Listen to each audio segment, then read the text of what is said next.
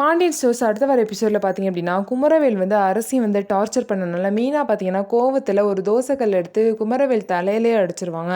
அதில் பார்த்தீங்கன்னா குமரவேல் மயங்கி கீழே விழுந்துருவாங்க. ஆனால் குமரவேல் பார்த்தீங்க அப்படின்னா மயக்கம் போட்டு விழுந்தலை. ஆனால் வந்து அவருக்கு பேச்சு மூச்சே இல்லை அப்படின்னு சொல்லிட்டு எல்லாரும் பயந்துட்டு இருக்காங்க. மீனா பார்த்தீங்கன்னா நம்ம ஒரு கொலை பண்ணிட்டோமே அப்படின்னு சொல்லிட்டு ரொம்பவே வந்து பயந்துட்டு இருக்காங்க.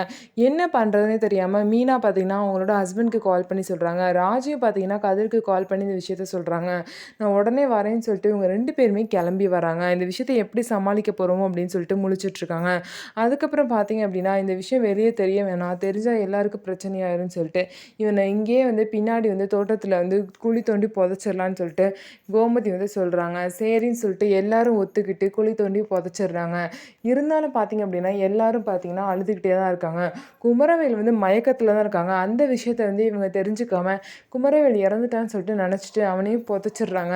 அதுக்கப்புறம் பார்த்தீங்கன்னா, அங்கேருந்து கிளம்பி எல்லாரும் வந்து குன்னக்குடிக்கு வந்துடுறாங்க.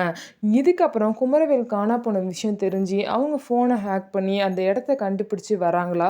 குமரவேல் வந்து உயிரோட தான் இருக்காங்க அப்படிங்கிற விஷயம் வந்து எப்படி தெரிஞ்சு, குமரவேல அந்த குழியிலேருந்து எப்படி காப்பாத்த போறாங்க அப்படிங்கிறத பொறுத்திருந்து பார்க்கலாம். இந்த மாரி ஒரு வேலை வந்து பாண்டியன் ஸ்டோர் குடும்பத்தில பண்ணியிருக்காங்க அப்படின்னு சொல்லிட்டு, கோமதியோட அண்ணன் வீட்ல தெரிய வந்துச்சு அப்படின்னா, அவங்க என்னென்ன ஆக்ஷன்லாம் எடுக்க போறாங்க அப்படிங்கிறதையும் பொறுத்திருந்து பார்க்கலாம்.